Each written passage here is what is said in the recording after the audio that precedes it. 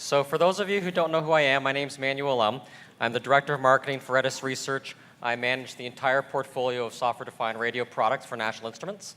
And I am here with Nate Temple, the USRP magician. And so the topic for today, Nate's going to kind of do his USRP magic show. We're going to have a little fun. I'll come back later and talk about some products, a little bit of futures. But one thing I did want to point out before Nate comes up here is that Nate has put in a tremendous amount of effort, I think, especially for those of you who were here yesterday at the social, really saw that he put a tremendous amount of effort making sure that this GRCon in his hometown is the best GRCon ever. So I want to have a loud round of applause for Nate, the USRP magician. Thank you. Thank you. So my name's Nate Temple. I work with ATSC Research. I'm also a Good New Radio project officer. Also live here in Las Vegas. And one of the cool things about Vegas is the magic show. So we're going to talk a little bit about the Electromagic spectrum. So pull up the help menu on the universe. You're going to be greeted with four fundamental forces of the universe. Starting off, we have the strong force, and then you have the weak force, and it all exists amongst the electromagnetic force. And it's all held down by gravity. So, bang, kick off the universe. Fast forward about 13.5 billion years, and you'll find at the right time, at the right place, this beautiful Earth. It's a beautiful place filled with majestic scenery, amazing intelligence, massive yet frightening displays of power. Some of this beauty takes millions of years to develop versus others gone in just a moment. Thankfully, we all live in this modern world because it wasn't always like this. I'm sure everybody probably remembers getting their first cell phone or maybe their first cordless phone. So this modern world is hyper-connected. When your fridge can order new groceries for you, or your car can tell you that somebody's in your blind spot. We can do all this because we're able to transfer data wirelessly. And we can do this because so many brilliant minds have came before us who have defined this beautiful language of math and physics. So I want to ask you the great question, what if? But you gotta want it, what if? What if it was this easy to install some software to be able to manipulate gravity? Just imagine the amazing things that you could do. It'd almost be like having a superpower. But not in this universe, not here, and not now. The universe hasn't given us any knobs or buttons to turn to be able to manipulate gravity. So back to the question, what if? If we could manipulate gravity, that would be a superpower. Interact and manipulate the nuclear powers, that definitely is a superpower. But for the scope of this talk, you can only safely interact with the electromagnetic spectrum. So the electromagnetic spectrum has a very wide span, allows pretty amazing things, such as listening to shortwave radio stations from around the world, or heating up food in your microwave oven using microwaves. Also lets you feel the heat of the sun on your skin. It's all of these intrinsic properties.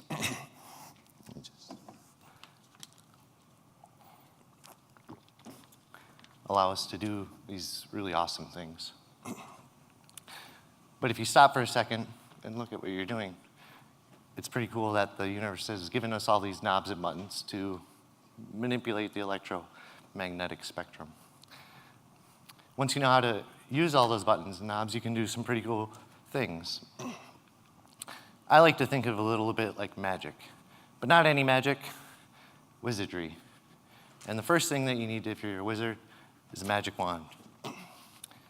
At ATSC Research, we make the magic wands that allow you to interact with the universe that of our existence, which is pretty cool. But you don't need to be a wizard to know you can have the best tools in the world, but if you don't know how to use them, they're useless. So how do you use these? Enter GNU Radio. GNU Radio is how you cast the magic spells of DSP to do amazing things. And if you put this all together, it allows you to really create what I like to think of as like a magic ball. And you can look into the universe. But before I take you down that rabbit hole, we got to go back to the magic wand that started it all. The USRP1. Shortly after GRCon last year, it's sad to say that the USRP1 went EOL. In the obituary that was posted on Twitter, there's a fitting quote from Ballant. All good things start with a USRP1 and a decimation factor of 20. So the last 5 USRP1s came off the shelf, and the challenge went out to all the wizards of Edis. If you write a haiku, you can get a USRP1. I can do that. So I'd like to share with you my haiku. Whizzing through the sky, CubeSat pass, say hi. USRP on ground try. So what I'm going to do with this last USRP is put it up online as a SatNog station so that everybody can enjoy it and capture awesome satellite pictures.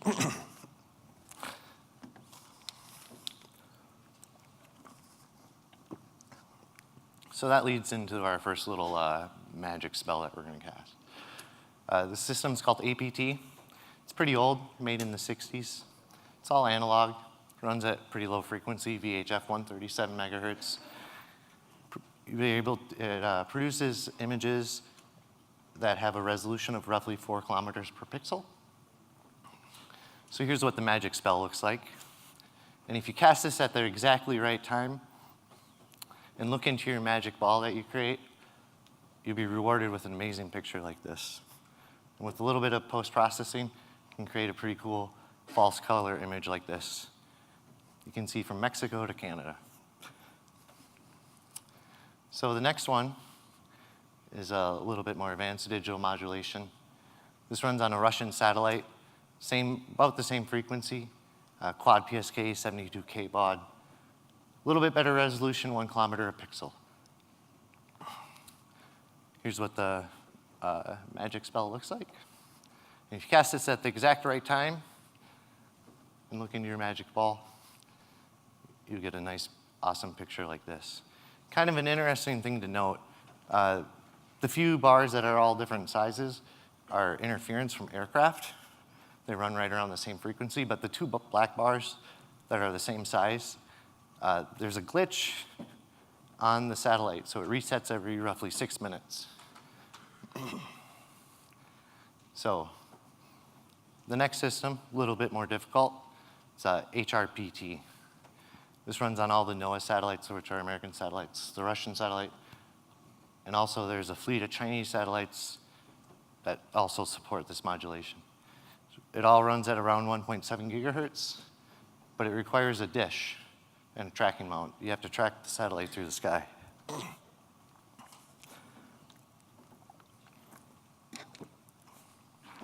So, tracking mounts like that can be somewhat expensive. So, I made my own. I designed it on a napkin.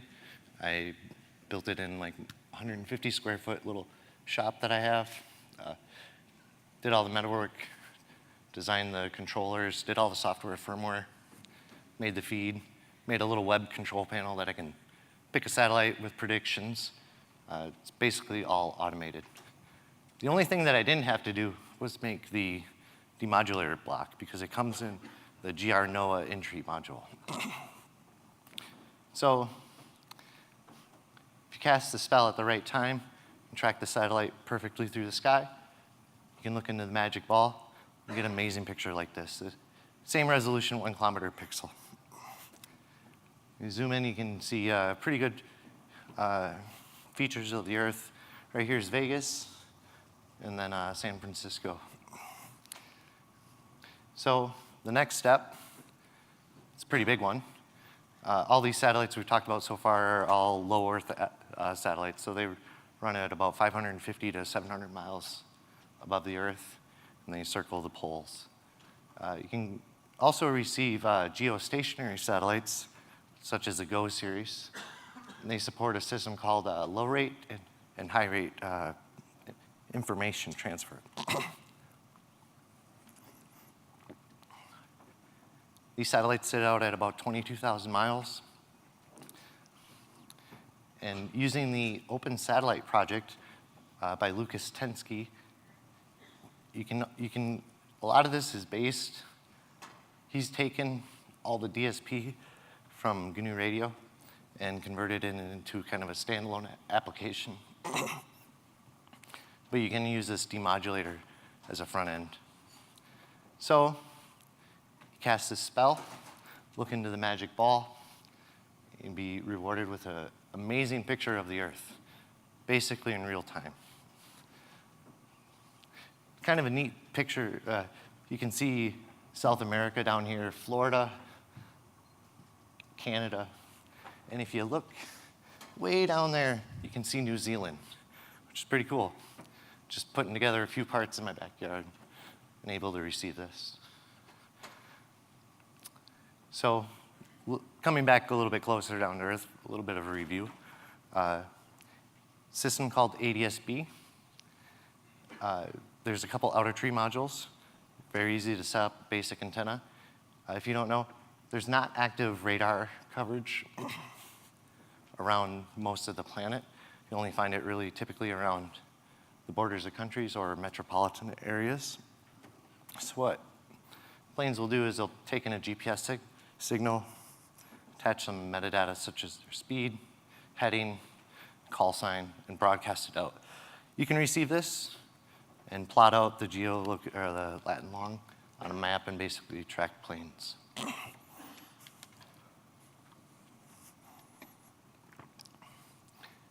Another little review of before we put both of these together is ATSC. You're probably most familiar with this as over-the-air TV. If you're in the countries that are colored orange, this is how if you use bunny ears, you can watch your local news. So if you're cruising through the spectrum, this is what an ATSC signal looks like. This is channel 22. Here's a few channels, channel 14 through 20. And one interesting thing to note, channel 15, it has that kind of a dip in it. And that's because ATSC has really bad multipath performance. And that's why if you just adjust your bunny ears a little bit, it will make or break receiving the TV channel. So a typical ATSC deployment would look something like this. You have a tower at an elevated position, signals broadcasted off of it. You have a TV at home, signal goes through space, picture shows up on your TV. So if we replace that with one of our magic wands, we can do some pretty cool things. First thing you can do is actually receive TV itself. And this is one of the reasons why GNU Radio exists. Really neat story behind it. So here it is with running in real time. It's actually a really difficult problem to do on general purpose CPUs. This is an i7-4790K, about 60% CPU usage across all the cores. This would run for like 30 seconds and be done. So back to that signal. You might notice this one peculiar little spike. We can do some pretty cool things with that. There's a spike. So we can actually make a radar system out of this. Same system or same setup, but you introduce an airplane to the equation. Signal is going to travel through space and bounce off the plane. It's going to be a very weak signal, and we're going to receive that very weak signal. So as the plane continues through space. Signal bounces off and will shift because there is a change in its velocity relative to the tower and your location. Oops.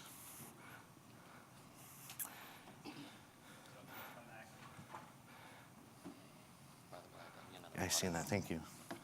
Okay. So, you can do this pretty easily with GNU Radio.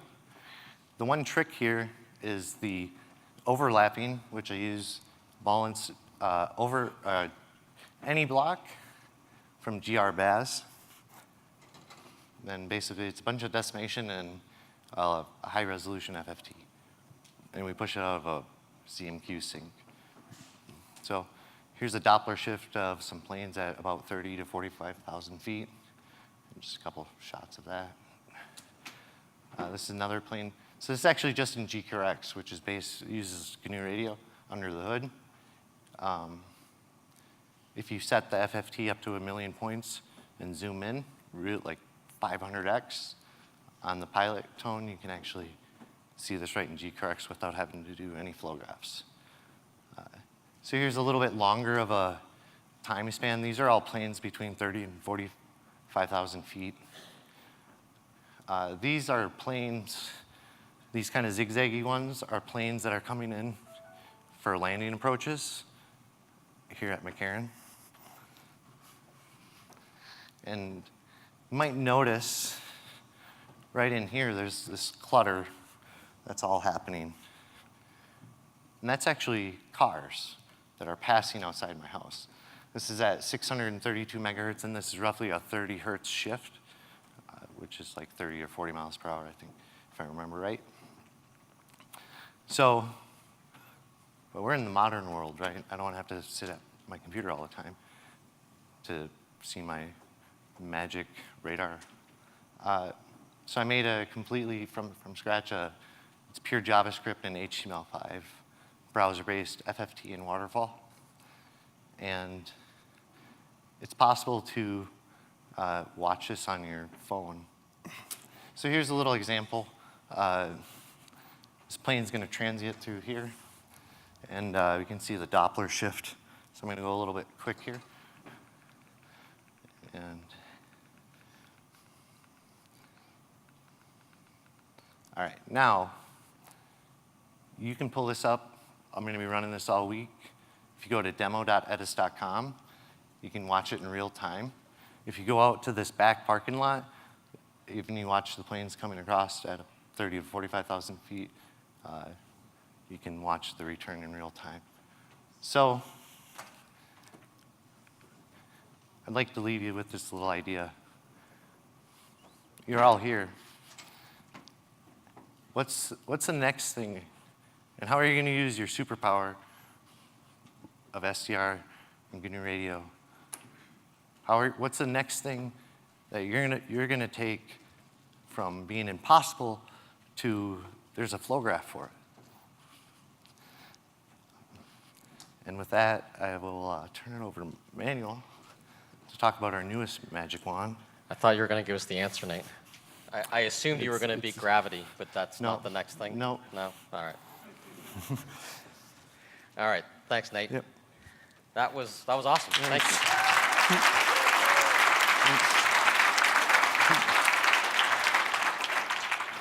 Okay, so I only need a few minutes, but I know you've all heard about it. It's here. You know, you all want the newest magic wand. It's at our booth, the E320. Hopefully a lot of you, I think, came by yesterday and saw it at our booth. And we will have two versions, as you can see. One is the board-only version. One has a really nice enclosure that's been designed by the EDIS and NI team. Essentially, we took a lot of the feedback from a lot of folks in this room and incorporated it into a next generation of the E-Series to add a larger FPGA. So we put in the Zynq 7045 because that Zynq 7020 was just a little bit too small. We also added an SIP Plus adapter, so you can actually stream the full bandwidth now for those of you that want to use it just in streaming host mode. So with that, I think we have a very capable device. You also get the remote management and networking features that we launched with the N310. So a lot of advantages to this new E-Series family. And again, the enclosure gives you a lot of environmental, little ruggedness, a little extended temperature as well. So we're kind of upping the game there on that. Please come by, see it. It's a pretty small form factor still. It's about a 3U form factor, so the size of the B200 device. And my last slide, so future magic wands.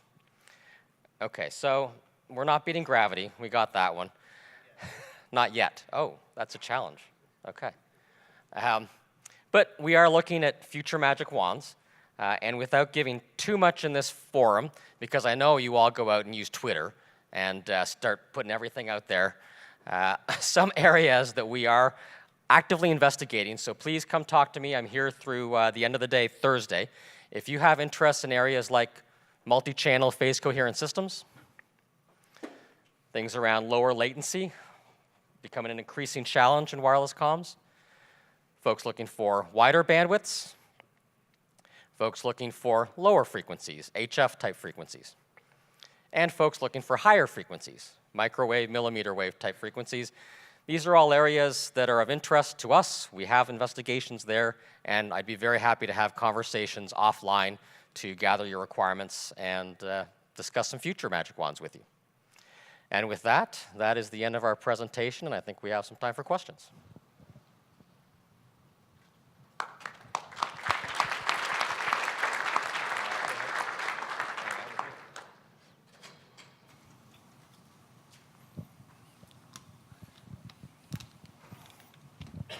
Cool talk. I missed the first part of it, but luckily I saw the passive radar part. You could also, ATSC would probably be a very nice radar waveform. You could deconvolve and get range as well, range in Doppler. Have you thought about doing that? Yeah, that's on the to-do list. Ballant last year demonstrated his ATSC PN correlation radar. There's also like the timing that we can do. Yep. So it's on the to-do list. Yeah, I'm planning to release my passive radar code, so maybe we can try it out. Yeah, definitely. Cool.